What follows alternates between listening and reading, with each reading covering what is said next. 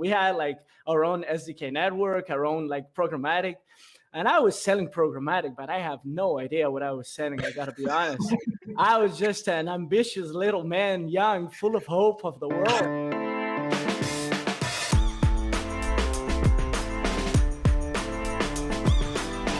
Did you hear the one about the 3 thirsty mobile marketers who walked into a bar?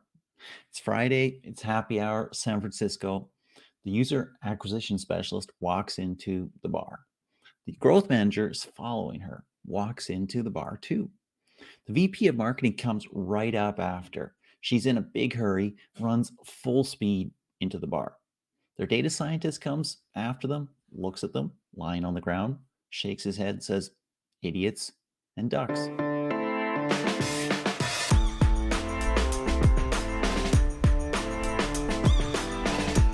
Welcome. This is Mobile Heroes Uncensored number 4.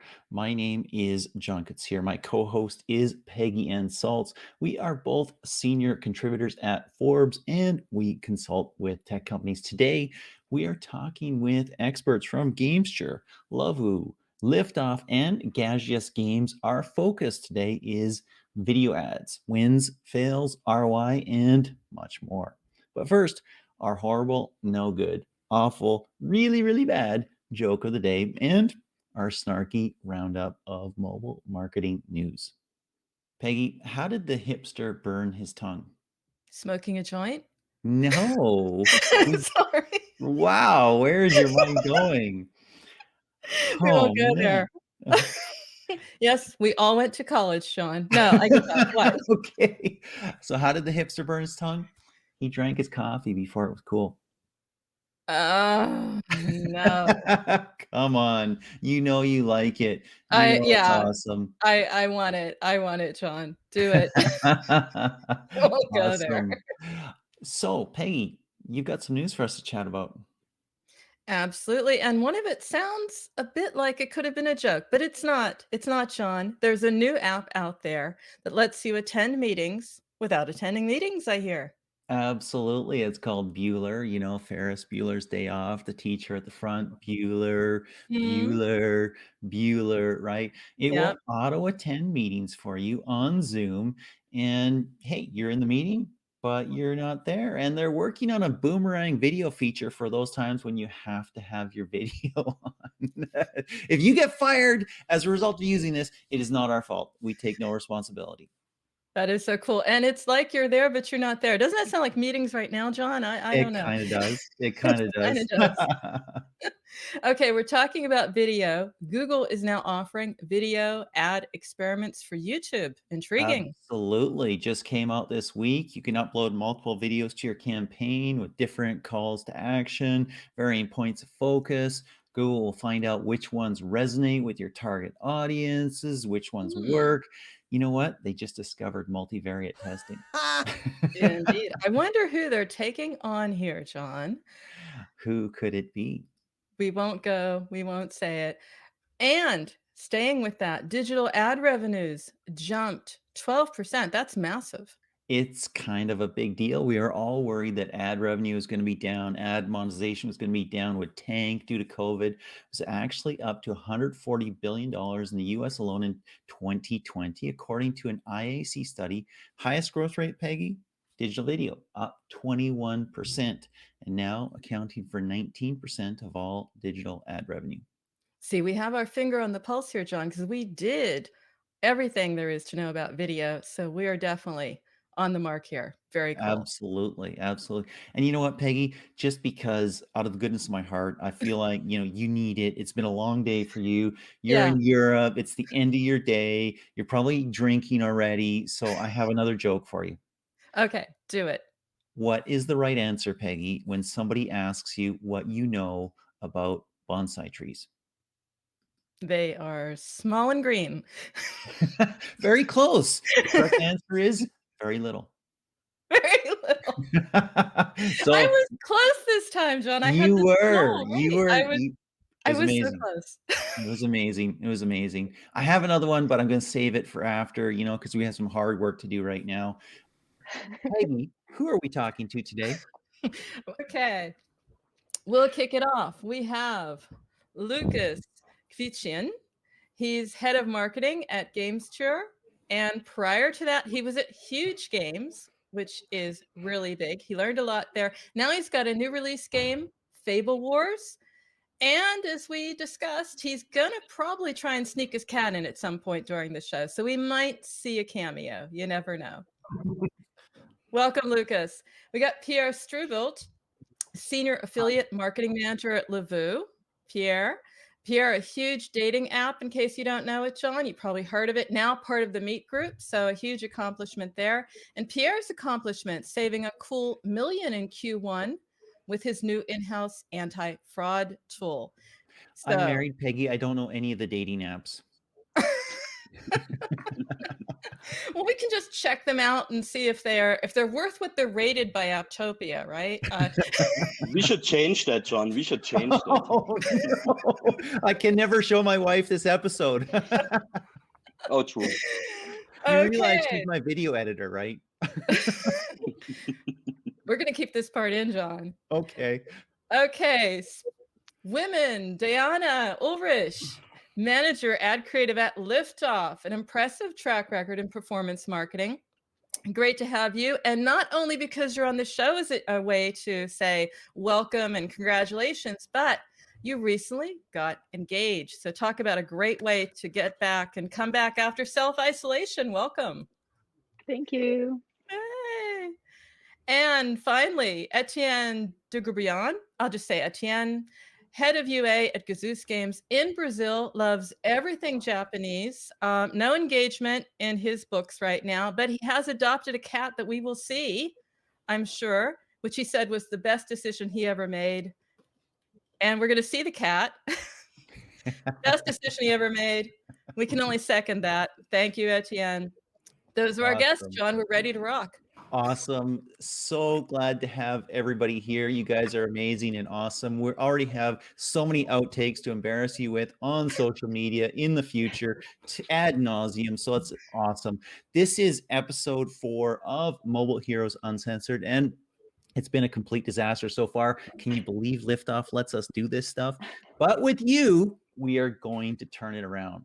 Lukasz, we're going to kick off with you, and we want to ask you a question. Hey, you've been working for a while. You've been in your job for a while. What was your biggest win at work? That's actually a tough one. There were a lot of wins, a lot of losses. I could like divide them into more people-related and more product-related.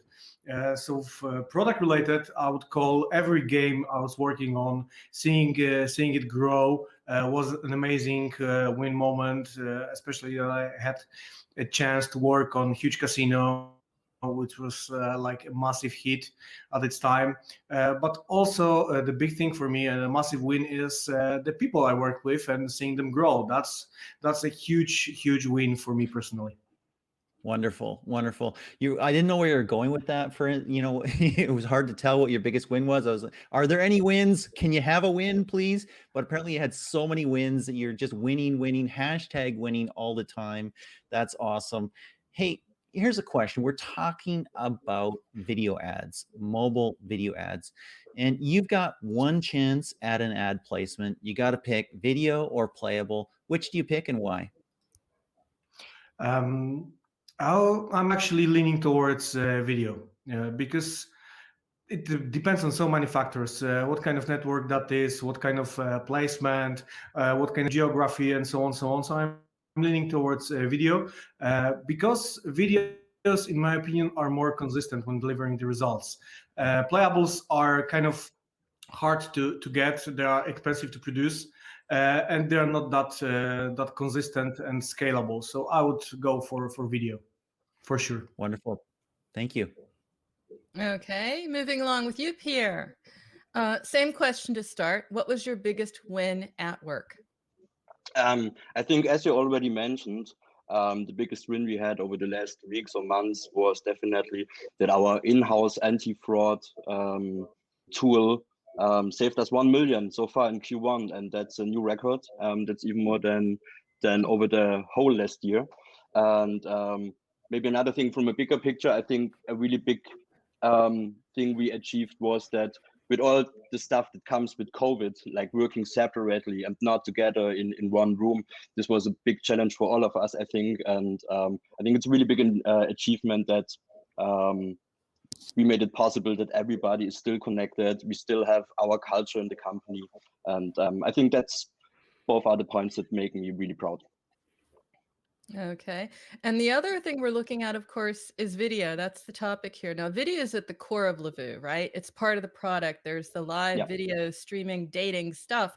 But what does video do best as a format when we're looking at acquiring users? Yeah, as you already said, it's really close to the product.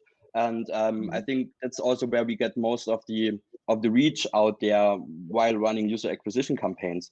And for us, it's really easy because we are talking at the end about either it's entertainment, which is video, or love. And with love, you can tell a lot of beautiful stories. So love is something amazing.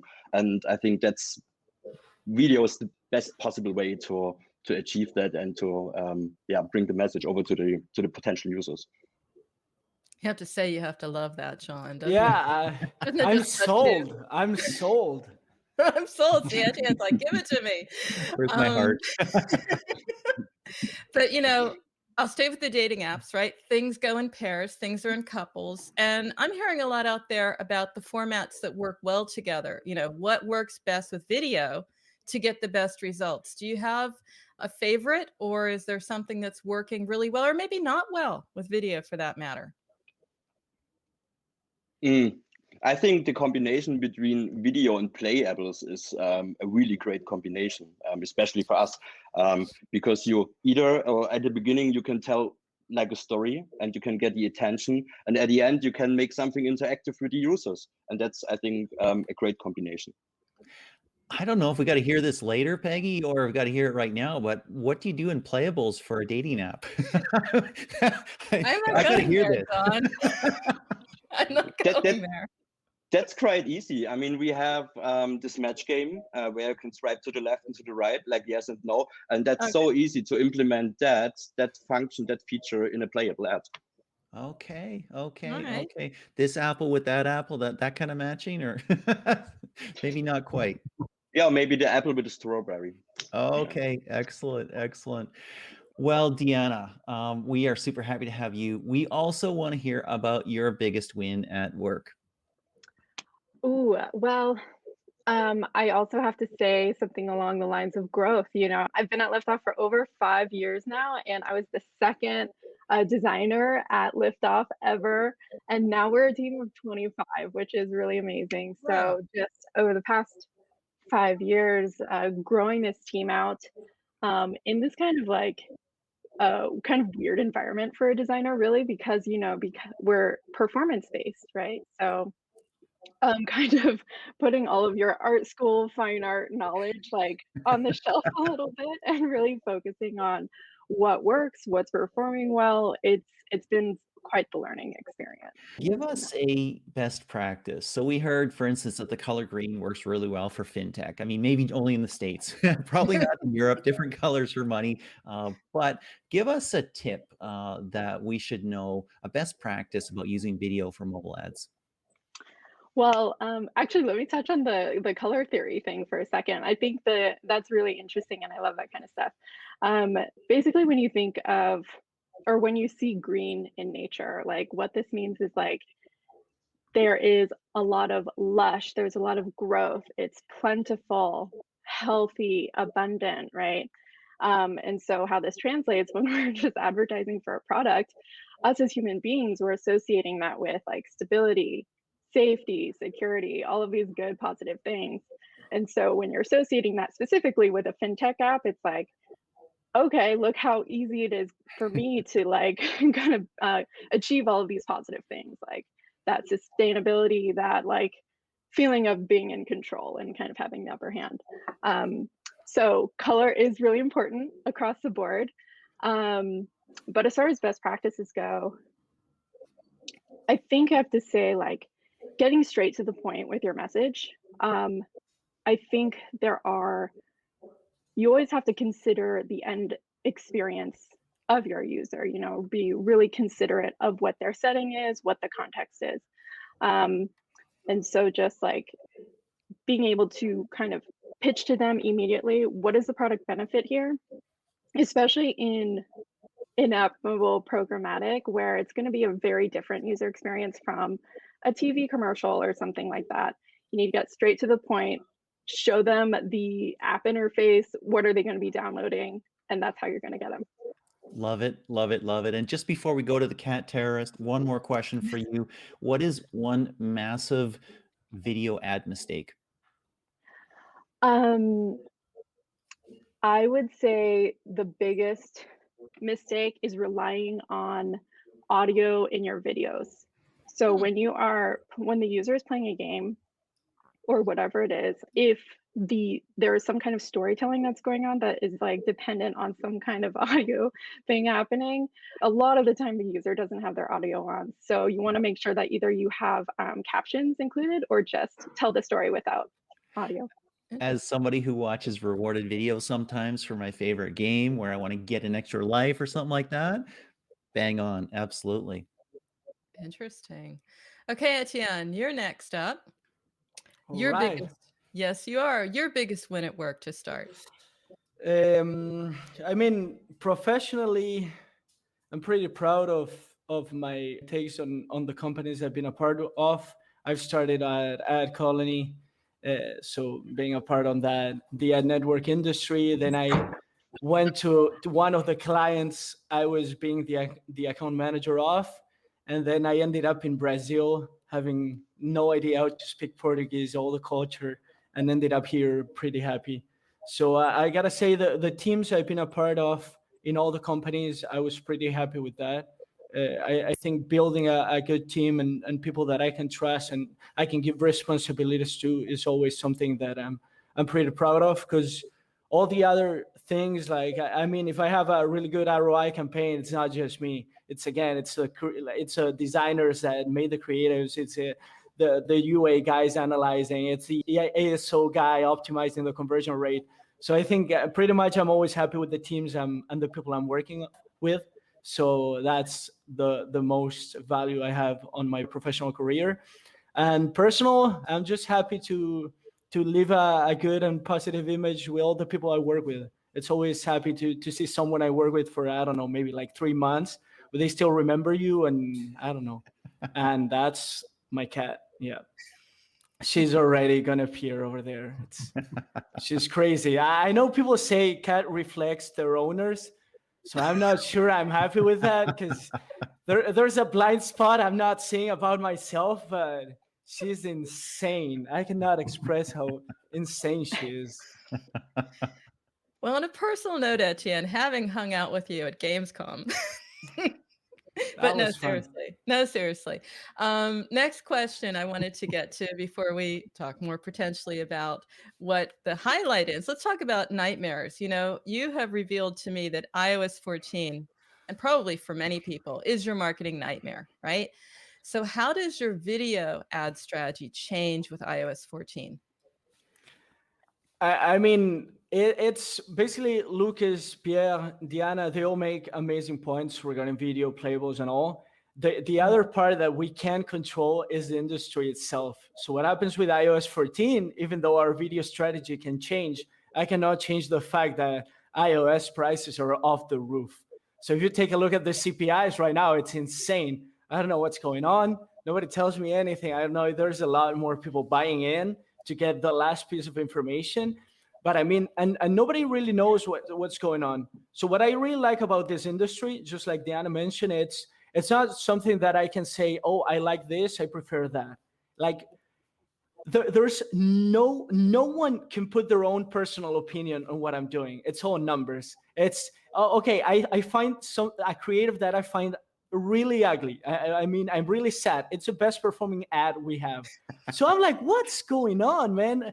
You know, it's just an ad with a white background. It's super simple, and it's the one that performs the best. So that's what I really love about this industry, is that you can see everything that you're doing. You can see all the numbers. There are no mistakes. There are no lies. There are no preferences. Everybody is right or wrong depending on the result. And with iOS 14, I think the industry kind of shifted. Well, Apple, I believe it was today that announced on the 20th of April or the 24th, there's going to be the event. So that's, I'm believing when the end date is going to come, but nobody really knows. Judgment Day. Yeah, it's a doomsday.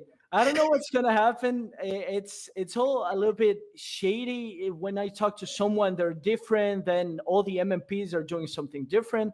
So what makes it hard is you don't really know the impact it's going to have because you're not allowed to actually test it. And then again, when you want to test it, the prices are off the roof. So there is no way of being competitive. And if you're like a medium or like a company that really has to, take care, because I don't like wasting money, even though it's company money, I take it as my own. So it's tough knowing how to deal with it. And there are no clear instructions. And Apple is not communicating like on a transparent way. But again, the industry is shifting, and I'm all in favor of that. It's shifting towards more user privacy, which is good. It just, I think the change is going to be way too big in a short amount of time without no like clear and transparency on the subject. What I think Etienne is saying, Peggy, is that I'm taking Deanna's job as a designer very soon because anybody can design anything and it can work just amazingly well. So I'm excited about that. That's going to be very, very cool. What I do want to do is just maybe ping in before we move to our next segment on what Etienne is talking about. Are you seeing prices skyrocket on iOS, Lukasz, Pierre? Are you seeing that too? Yeah. That's something we also do see even on over all the channels. Yeah, we can see it on programmatic traffic. We do see it on social networks. We see it everywhere. Excellent. Lukasz, are you also seeing prices skyrocket on iOS 14? I do. Unfortunately, that's a big part of pain in the neck nowadays. A big part of the traffic that I'm buying goes into organic. Like buying anything on iOS, not dependent on the channel, is really painful part. So the ROASs are not there. Basically, no one knows when it's going to happen finally. As Etienne mentioned, no one knows anything. Apple doesn't communicate a thing. So I'm in a point that bring it on finally, and don't make me being tormented anymore. Let the storm come, let it hit, and we'll ride the waves. Excellent. Okay, good. So this is kind of interesting, Peggy, to me, because we kind of predicted, I think about 4 months ago, that prices on iOS would skyrocket just before implementation of all the privacy provisions of iOS 14, because people are getting their last kicks at the can for IDFA. Yes. But we do have to switch a little bit here and say, you know what, all work and no play makes mobile marketers very, very boring, except for Etienne. Nobody can make him boring except for drugs from men in long white coats, perhaps. We'll see. The first game that we will play is called Macronym. It's acronym, but Macronym because it's mobile marketing acronyms. And one of you has to think up the craziest, oddest, most obscure, dumbest acronym you've ever heard of in mobile marketing, and the rest of us have to try to guess it. So I'm going to give you one example, and it might be super simple for you. I might just be a complete idiot. That's entirely possible. Peggy, say nothing, please. But my acronym is RON, R-O-N. What does that mean?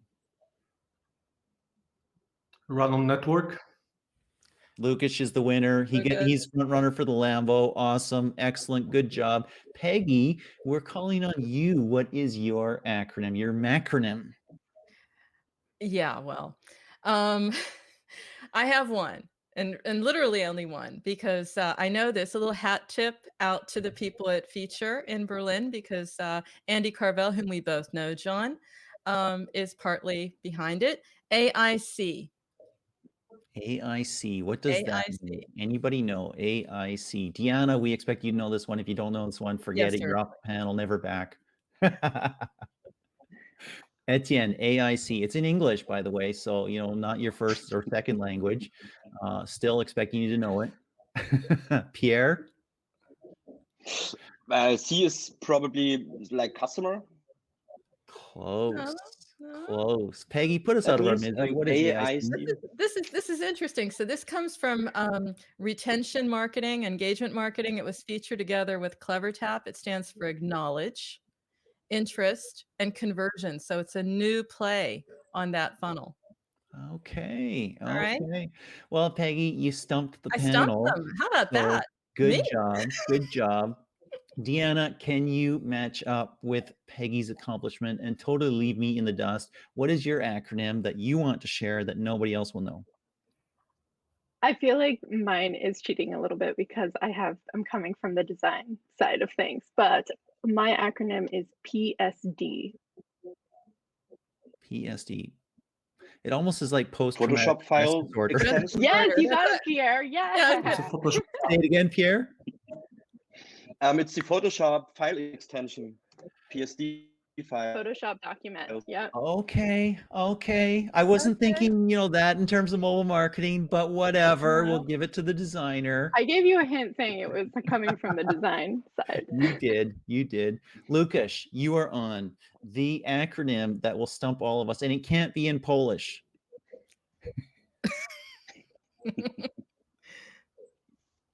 Lukasz, are In you with Polish, us? it would be too hard. Yes, we but know. I think yes, I am. Good. What is your acronym? Is CTIT. Click to install time. CTIT is my Yeah. acronym. Click to install time. Yep. Okay, that was a no-brainer. That was easy. that was Lukasz, too you're fast. not in the front running for the Lambo anymore. We give a Lambo to the best guest every time. This is the thing, right? But yeah, you just dropped 10 points. No worries. Etienne, on you. What is your macronym that is going to stump all of us? So, I mean, I got a couple in my head that I created, but it's not the ones I use. Seriously? So, yeah, but if I have to go with a simple one and a traditional one, it's going to be ARPU. No. You No, can't it's go with not. a traditional simple one. Everybody knows what ARPU is. Even the I know Okay, that. then I'll give you one I You gave need- my you need the team. difficult one. I'll give you one that I gave my team, and nobody's going to get it, but it's BAR, BAR. And I use it to Badass analyze retail. campaigns. Badass basically. retail, John. Okay, put us out of our misery, Etienne. What is it? It's boss acceptance rate. And at the end of the month, I analyze all the campaigns that we have, and the campaign with the highest bar, which is a coefficient that we made analyzing different metrics from the campaigns, which is ROI, retention, ROAS, etc., has the highest bar, both acceptance rates, gets a prize. Wow, It's a excellent. personal one, yeah. A Lambo, is that the prize? No. It's Come not on. even I had to near. think for a I'm moment, sorry. John. I love it. It's like, what was it? What car make But was that? maybe a limbo. Yeah, maybe a limbo or a day with Donaldo. That could be a good one. Oh, she's sleeping. That's so good. She's sleeping. That's good. I have one. Go ahead, Pierre. Okay, it's really difficult. It's R. Oh, no, I'm just kidding. It's wax. Wax, WACS. Whoa. Spell that again. WACS. WACS. Cost something? Cost S? No. WACS. You totally got me. Totally got me. What is it? Yeah, it's weekly active churn subscribers. So it's like DAU, but on a weekly base, but only the cohort of users who have been subscriptions with Lavu before. Wonderful. Thank you, Pierre. Okay. Second game, no-nos. So somewhere back in time, 5 years ago, 10 years ago, 20 years ago, you were brand new to mobile marketing. I guess 20 years ago, mobile marketing didn't really exist, sort of like SMS, right? WAP, if you remember WAP, wireless access protocol. I guess I'm dating myself here. No-nos. What question were you most afraid to ask when you were brand new in mobile marketing? And Pierre, we're going to start with you this time. I remember a situation 8 years ago. It was, I think, the first week at Lavu, and I came in the office in the morning, and the former CEO back in the day said to me, "Hey, Pierre, great achievement yesterday. We had 1 million DAU." And I thought, oh, wow, 1 million downloads. That's a lot. And it took me like 4 weeks to understand that it means daily active users. Yes. Excellent. Deanna, Back when you started, maybe 5 years ago, maybe longer, what was the one question you were most afraid to ask? I don't know that I had one question. I think again, going back to the fact that I was coming from a design and art background, just being in this industry in general, I was like, there's a lot of imposter syndrome and faking it till you make it. But really just like the entire like, I guess, ecosystem of like bidding and serving and inventory, I was just very slowly absorbed all of that information over the past 5 years. I'm just like, can I just like design something and just like, give it to you? You're totally right. And there's no really good resource that explains that all. No. I did some searching just recently on that. I mean, and you got DSPs and SSPs and mediation and ad networks and agencies and Facebook marketing partners and MMPs and all this stuff. And No. ads go in and out and attribution happens and measurement and all this stuff.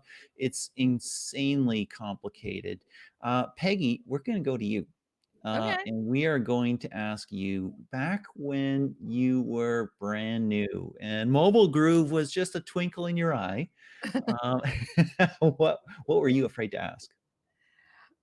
I have a better story. I have like, guess what? The moderator is ill and you're moderating this and you're going to go out there and talk for 30 minutes about in-app header bidding. Left an impression, and I did the whole panel. It's like, well, what do you think of in-app header bidding? I'm giving this away. I really shouldn't, but that was terrifying. And I was afraid to ask anyone because it's like, of course we're going to talk about it and publishers and platforms. But yes, that left an impression. And I still am not really clear on it. So awesome, Peggy. That is incredible. Great It's story. horrible. That is wonderful. Lukasz, you've been in mobile for some time, but when you were brand new, what question were you deathly afraid of asking about mobile marketing? I was once asked while on a call with a partner. He asked me, "Are you buying on programmatic?" I was petrified because I didn't know what programmatic is, and there was literally no one to ask what programmatic is. So for like half an hour of the call, he was trying to assess if we are buying on programmatic, and I was trying to avert like answering the question because I didn't know what programmatic was. Oh, that's a wonderful story. Thank you so much, Lukasz. You know what? We've all had it. Guess what? We all come with our own sets of Yeah. knowledge and background, and new stuff happens, and we got to learn on the fly. Etienne, tell us your story, and it can't be learning Portuguese. What, what were you afraid of? What question did you not know the answer to and were afraid to ask when you were new to mobile marketing? Oh, nothing. If you work with me, I'm the one asking all the questions in the world. Just like Deanna mentioned, I had no idea how the industry was shifting. Like, how does this work? I'm like, where is the money coming from? Watching ads? Then who's paying? What's happening? So when it started, I used to be a salesman, and just like Lukasz mentioned, we had like our own SDK network, our own like programmatic. And I was selling programmatic, but I have no idea what I was selling. I got to be honest. I was just an ambitious little man, young, full of hope of the world. And I was just selling. I had no idea what I was selling, but I was selling it to my mom. I was programmatic this, programmatic that, until a guy that really knew the industry was like, "You have no idea what you're talking about." I looked at him. I was like, "No, man, just please teach me the ways." And he was so good that he actually taught me a lot. And that's how I started, because I really want to, like, for me to understand the full scope, I had to work my way through the company in all the, like, first it was sales, so I was selling, then it was monetization, because I really wanted to understand the whole wheel of the business to really get a grip on what's going on. So at the beginning, I don't think there are no questions, because I really like people, just I leave my own self-respect on the side and just ask everything, because I don't think there are stupid questions. It's just, you cannot know, you can know, but in the end of the day, if you're trying to be better than you were to yourself yesterday, then I think all the questions are valid. I love it. Yeah. I love it. I Yeah. love it. And Etienne, you just outed all the salespeople in mobile marketing. It's like, Yeah. everybody knows it. Just admit Yeah. it. There's like 1% of salespeople for ad networks and other that actually understand the industry. So You know, John, here's what I'm thinking, right? Etienne was on the other end of the line with Lukasz, right? He was selling programmatic and he was that's a good one. Neither of them knew. Each was hoping that the other would help him out. Oh, that's a good one. Hey, guess Okay. what, Peggy? You know what? Liftoff is actually expecting us to do some work here and get some insight out of these people, and we're Seriously. failing. It's a total fail. You know, I blame our guests, but it's probably our fault. You know, we got to get back to work here. I think you've got a question. I do. think it's an open question for the group. Yeah, we have some open questions now. That means anybody. And I'll just set it up to give you some options as well, right? So we're going to talk first about the future of video advertising. In-game, shorter, maybe with connected TVs, because we're all at home now doing exactly that. What do you think? Yeah, we can do that. Easy. Do we have to expand on that? Yes, you do. What is the future of video ads? Etienne, what is video advertising? Do you know? Don't do that, John. So I mean, basically the future, it's I like where the market is shifting. Like I mentioned before, I think it's more going like it's respecting a little bit more the privacy of the user. But I also think we're always working on extremes. I don't know if everything is white or black. There's no in between anymore. So I think what happens is nobody's using data to actually spy on you every single day, though it's good to be respected if you actually feel like, hey, I don't want to see that many ads.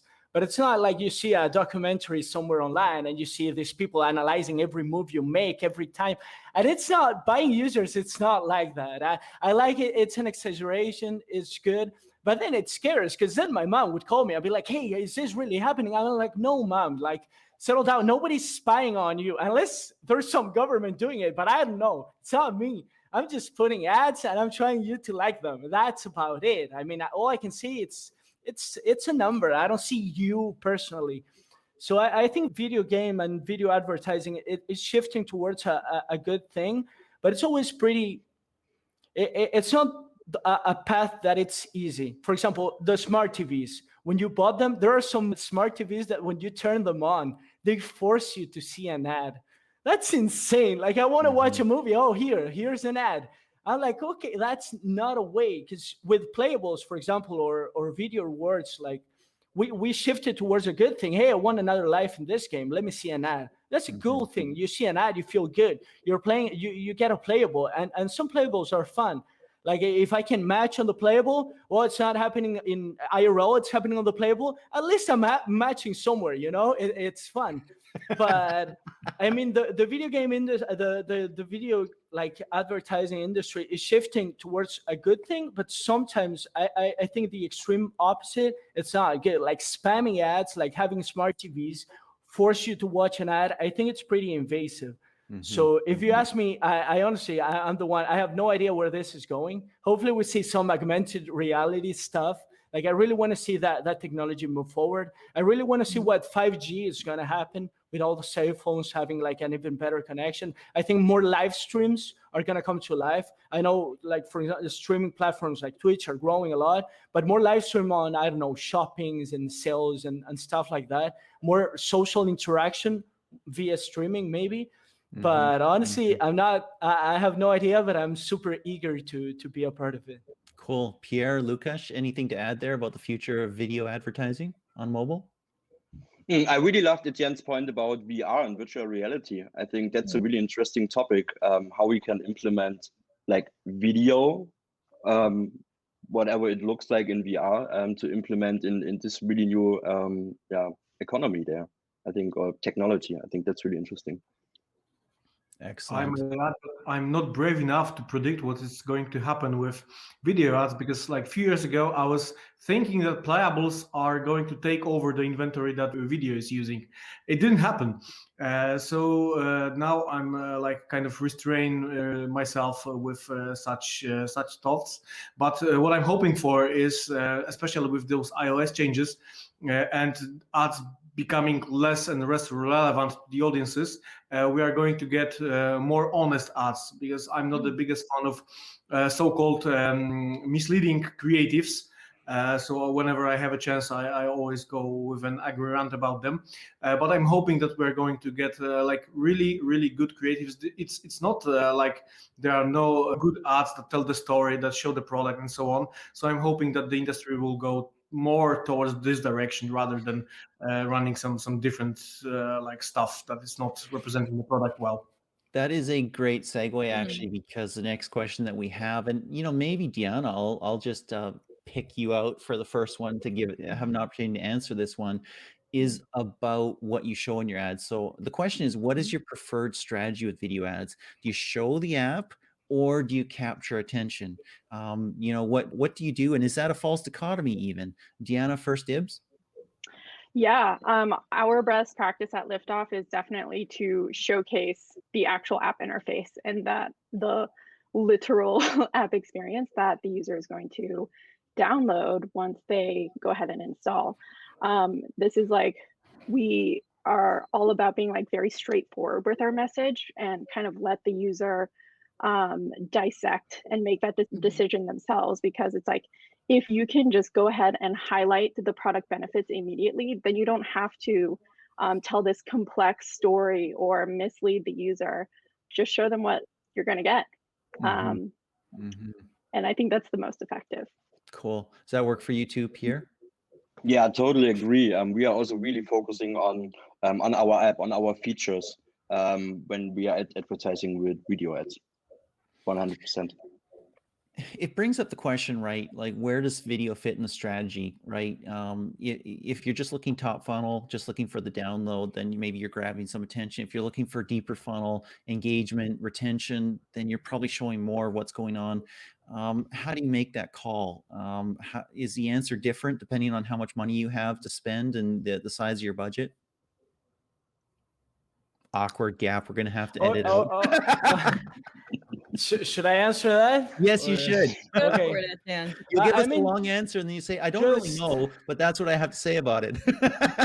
He's gonna do it too. I mean, just like Lukasz mentioned at the beginning of this amazing podcast, if I must say, it's I mean, playables it's a complicated subject. It's not easy to make them.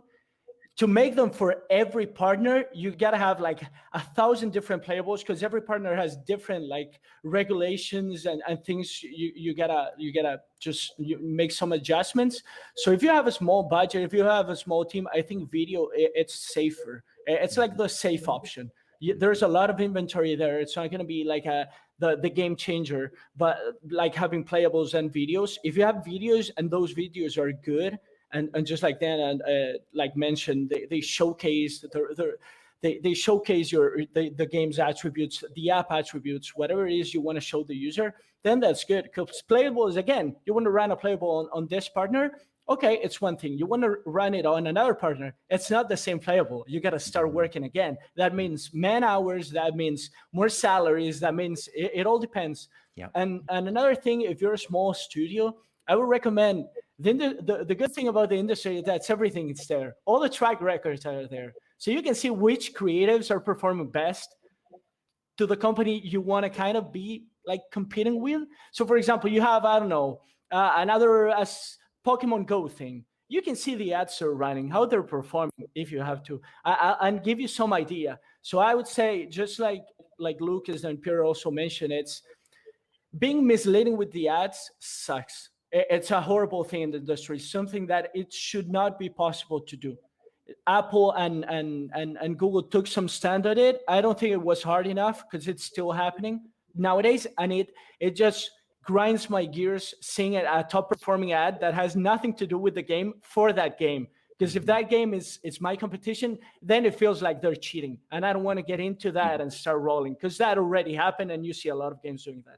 But if you really want to know, you can take the best creative ads that showcase their game, analyze them and see, hey, we could do something similar because it's working for them, but with your game. But have some of the man hours and the science behind it. Just like Deanna mentioned, it's not about, hey, I like this. I swear it's a science. And I swear the designers are if you want to have a good campaign, have good ads. It's not, I think ads are what makes a good campaign. It's amazing. It's very impactful. So analyze the industry, analyze what the other companies are doing, and just create ads massively.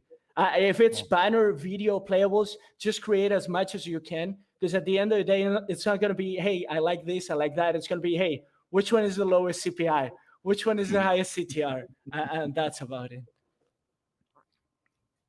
How about some more on that? Nope. You're Yeah, right. I can maybe connect with what Etienne said. If you're tight on budget, what you can do is also try your concepts in cheap geos, something like India, for example, where you can get thousands of registrations for some bucks, and then adopt those learnings for your core markets. Interesting. Cool. So there's a little bit of a segue here, because I was going to ask about how do you get more bang for the buck, but we have that here a little bit. But let's turn it back and just talk about videos for a moment, because they absolutely do rule the roost. I was looking at the Liftoff's 2021 Mobile Ad Creative Index, right, where it comes in, it's got the highest performance, but that comes with a price tag. So what's a tip anyone here can offer about how you can get that performance and optimize and maximize that, but maybe on a tighter budget? So how do you get more bang for the buck with video that's truly pricey, but really well performing? I think watching what the industry is telling you, it's always important. So if you have a small budget, you already know, you can analyze what the top performing videos of your competitors are. So maybe if you're going to try 5 videos, 8 videos, then you want to make them something similar. You want to have different ad themes. So for example, you're working on a video game that's an RPG. Well, you're going to have different main characters. I'll have a human, an elf, on different ambiances, like a forest, the sea, and just have them see the impact on that. Once you get those insights, then you can build more of those ads. For example, just like we talked about the color green, it wasn't random. You had like 25 colors, the whole rainbow over there, but you see your top performing one, it's green, and it correlates with the money, and it's good for fintech. So all those things that go like blindly, because you can't think that way. You cannot think, hey, I'm gonna do this beforehand and then make the video. You have to test it out. So just like Pierre mentioned, testing out in like tier 3 countries like India, like something in Latin America, it's pretty cheap and it's good. And you get a lot of insights because the volume is massive and the CPIs are way lower. And right now, if you want to test it, of course, do Android. For the love of God, don't go on iOS. Don't do it. And I'm sorry, Apple, you can cut that out, but it's painful, man. Like iOS right now, it has to be one of the toughest things I've ever faced in the industry. Wow. Yeah. Wow. Let's talk a little bit about formats. There's different ways that you can show a video. It can be landscape, can be the full height of your phone, vertical. What are you seeing lately about what placements are working? Does it just depend on the game and the app and what works in the app? Talk to me about that. Maybe I'll start with Deanna and Lukasz. I can say that Square is the format to go for, definitely.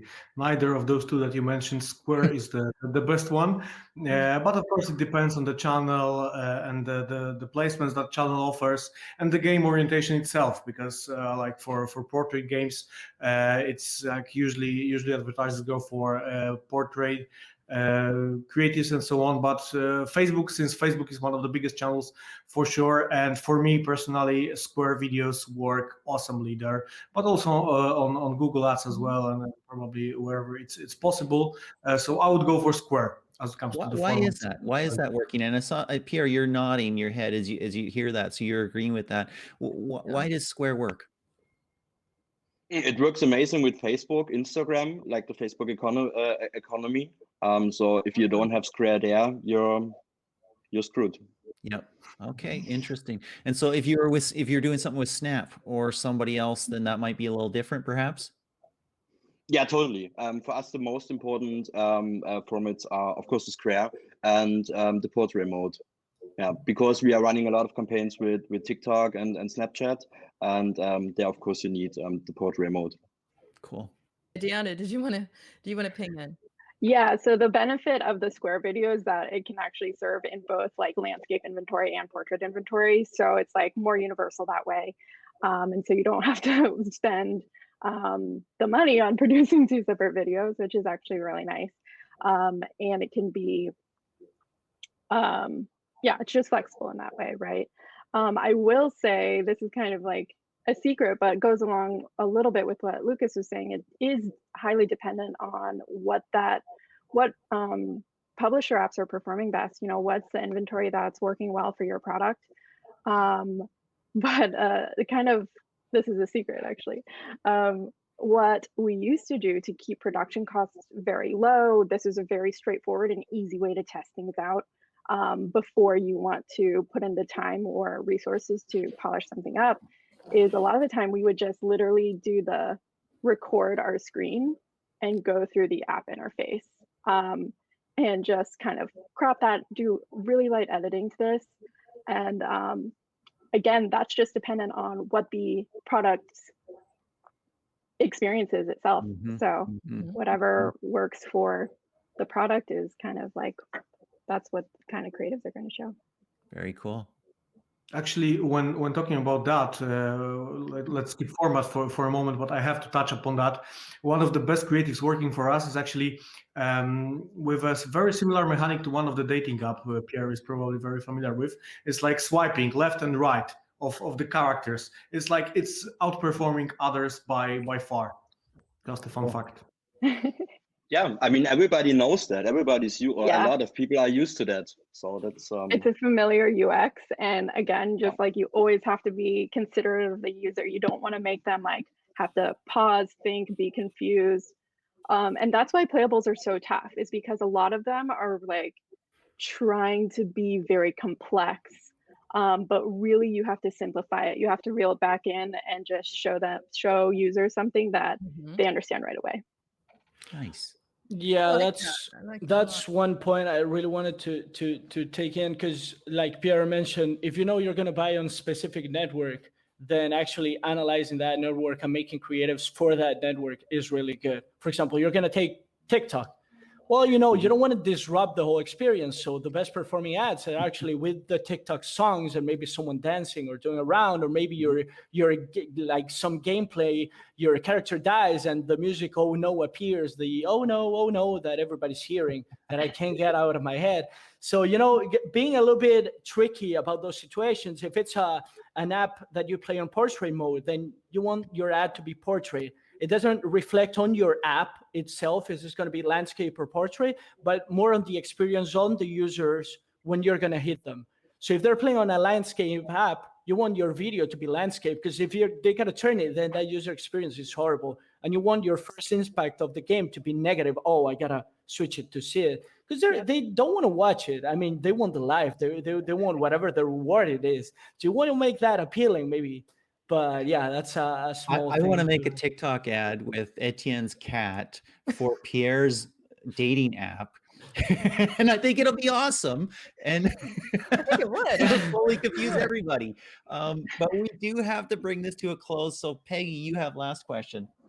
Yes, I do. Because we're talking about what Deanna said. I love it. You know, keep it simple, be educating what's going on in the apps. There's like a lot of thinking that goes into this. We've been talking about performance, but you know, a big part of this is also brand, right? And consistency and standing for something. So how do you see, and this is an open question, but maybe I will start with Deanna because you brought it up. How do you see video in the brand versus performance discussion? You know, does it do both, or is it really more of a wow factor and something more in the performance? That's interesting. I think it depends on the brand probably. And so the benefit to video is really just being able to have a richer experience. You can communicate a lot more, a lot faster, with some more complexity. If it's, I think with the brands, it's not necessarily, it's not necessary. You can like convey like a message if you're taking a stand for something, probably in a different kind of medium. And I'm just speaking from like in-app mobile programmatic, right? The branding messaging probably is going to be better on other platforms like a TV commercial, YouTube, something where you can do that more complex, highly conceptual storytelling. For in-app programmatic, we really want to focus on the product itself and what the benefits are, because kind of wrapping it all up with that end user experience. What is the state of mind of that end user, right? Are they prepared to absorb a complex like idea? And I'd love to have Pierre ping in on that, John, because again, coming from where video is at the core of everything, what is it, brand or performance, Pierre? It's for us, it's more performance than branding. And I think it's also really complicated to bring branding and performance together at the end, because there's one thing that might convert really well in terms of performance, but might be not that a perfect match related to brand safety or something like that. There's, for example, one example for us right now. We are running a TV campaign in Germany, and it's landscape mode. So we cannot even adopt that for mobile campaigns quite easy. Yeah? So it's really complicated, and for us, it's definitely performance and not branding. Excellent. Excellent. Great answer. Well, we do have to call it. You guys have been amazing. This has been an hour of fun and interest. They got the cat terrorist. We've got people all over the world. Thank you so much. Lukasz, it was incredible. Deanna, you were amazing. Etienne, thank you so much. Pierre, thank you so much for your insight. Very, very appreciated. This was wonderful. This is great. You guys have made it a success. And you know what? Probably saved Peggy and my jobs. Thank you so much. So who got the Lambo? I didn't hear that part because you were talking about Lambo. I was like, okay. Peggy decides, and I always get it. So oh, that's good. Although I personally want a Maserati, but we won't go there. Yeah, okay, no worries. You can be the Audi, e-tron, the Q4 e-tron. There you go. Whatever you want. Maybe the person who remembers the name of the cat can get the Lambo. Oh, that's a good one. Oh, there you go. That's a good one. Pierre remembers the name of the cat. No, I'm out. What do you mean? Deanna, who's the cat? It's a perfect cat name. Oh, Donaldo. Yes. See, Peggy, that's why I love you. Come on now, boys. It's my son over there. What do you mean? Donaldo. Which one is it? Donaldo. Yeah. Perfect cat name. Okay, Lukasz, I don't get it, but hey, whatever. Makes his crank turn, right? We love it. Thank you so much, everybody. Have a wonderful day. Have a good one. Thank you. Thank you. Bye. I think we have some other news to talk about, and this is news about mobile heroes. Absolutely. They are on the move, and it's great picking out a good assortment of what they're up to. So that's what I did this time, right? Some of them move jobs, some of them move audiences. We'll talk about that. Kicking it off with Amanda Carvel, Director of Marketing at BitPay Now. After 7 years at Retail Me Not, took on a new job, as I said, at BitPay, which is a Bitcoin payment service provider. John, you love those. Recently in the news because it also joined Jack Dorsey's Crypto Open Patent Alliance. So CEO of Twitter, founder of Square, it's all coming together, and Amanda's where the action is. It's a big move. That's a big move. Very exciting. Absolutely. And staying with money, it seems like that's where all the action is, John. Money. I wonder. Turner Kirk, this is really interesting because after 3 years working, leading UA rather, at Sanity and Self app, so it's like a mental health wellness type app, taking on a new role as growth marketing manager at Earnin. So we're going from mental health and wellness to financial health and wellness. Great mix. Awesome. He's got his Yeah. soul in order. Now he can go for his wallet. There you go. And next up, because we had so many pets, John, I felt we had to do it here as well, right? We are into animals, and this is a company that is seeing massive growth. Pop, and we had Mark Attier, he's the founder CEO. We had Pop on one of our earlier shows in Mobile Heroes Uncensored. Again, massive growth. I don't know what my pun would be. Maybe it's, the cat's meow. I won't go there. Sure. But why not? Why not? Monthly recurring revenue in Q1 just really, hitting all the right marks. Impressive. Very impressive. Impressive. And shows we love our pets. I won't go there, John. And really impressive here, and we haven't heard from him for a while, Drew Frost, head of product marketing at Sam's Club. Well, Sam's Club's mobile app just blows away the competition. It racked up 9.6 million downloads last year. Wow. Impressive. It is impressive. And look at that shot. I mean, like, wow, Yeah. that is a boss shot. Picture of him. He's racking it up too, John. That's the whole point. There's some metaphorical stuff going on here. Love Indeed. And speaking of knocking it out of the park, Lamit Patel, VP of Growth, he spoke at a webinar recently, a Facebook webinar around automation in mobile gaming, and why not? Because he's sort of Mr. AI, right, with his Lean AI book. And if you haven't seen him in your feed, I mean, John, have you not seen Lamit in your feed? Can I get rid of Lamit? Is there a no Lamit feed setting on LinkedIn? No, there isn't. That is why he has eclipsed 30,000 LinkedIn followers, because he's an active man. He's a man got on the mark, I have to say. And there you go. They're moving in all directions, from new positions to new popularity. There you have it, John. Heroes in the news. And you heard it here first. We did hear it here first. Indeed. It has been impressive. It has been amazing. We had so much fun today. We had pets. We had crazy pets. We had crazy cats. We had Pop. So there's some dogs in there too, and other things. Peggy, great show. Thank you so much. It is such a pleasure doing this with you and with all the experts that you bring in. Have a wonderful day. You too, John.